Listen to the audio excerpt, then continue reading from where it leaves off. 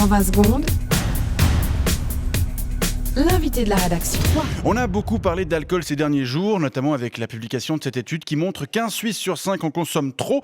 Et on vous propose de conclure la semaine avec ce même sujet en s'intéressant à la consommation de bière.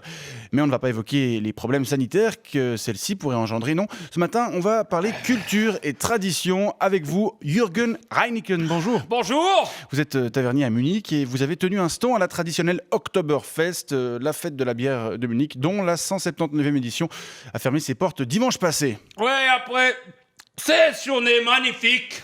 Alors, nombreux sont ceux qui pensent que cette manifestation est juste une grosse beuverie collective. Je rappelle que les 6,4 millions de participants y ont tout de même consommé 6,9 millions de litres de bière. C'est tout de même 600 000 litres de moins que l'année passée. Mais au-delà de ces quantités impressionnantes, l'Oktoberfest est avant tout une tradition qui appartient à la culture munichoise.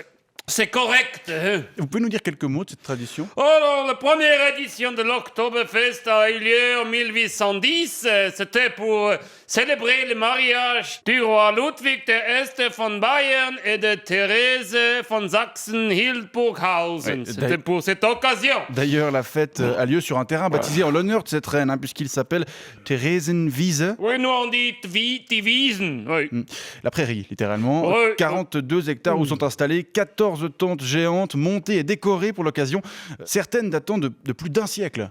Oui, la plus grande des tentes, c'est le Hofbräu Festzelt. Elle peut accueillir jusqu'à 10 000 personnes, mais il y a aussi des tentes plus petites et aussi il y a les Biergarten, c'est clair. Des jardins à bière. Voilà, oui. Et c'est là que vous tenez votre stand. Oui, c'est là qu'il y a Jürgen Reineken Festzelt, où je propose plusieurs bières.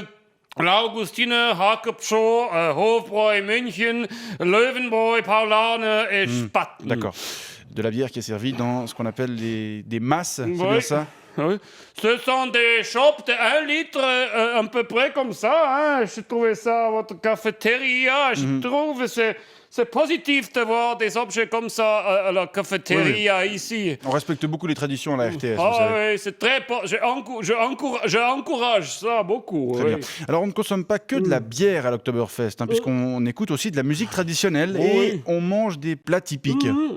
Oui, on mange des Schweinebraten, des Schweinshaxe, des Würstel, des Knödel, des Reiberdatschi, de la choucroute de Weisswurst. C'est vraiment un événement populaire qui mélange toutes sortes de traditions solidement ancrées dans l'histoire de la région. C'est correct, oui. Pour conclure, peut-être 2 mots sur ce que ça coûte. Combien ça vaut un mas de bière blonde ? Alors, moi, je vends sur mon stand 9,20 €. Pardon, ça veut dire c'est dans la moyenne. Mais... c'est donc pas très cher. Personnellement, quand je vais à Oktoberfest, j'ai un budget de 200 € pour les autres stands quand je travaille pas. 200 € pour toute la durée de la fête ? Non, par jour.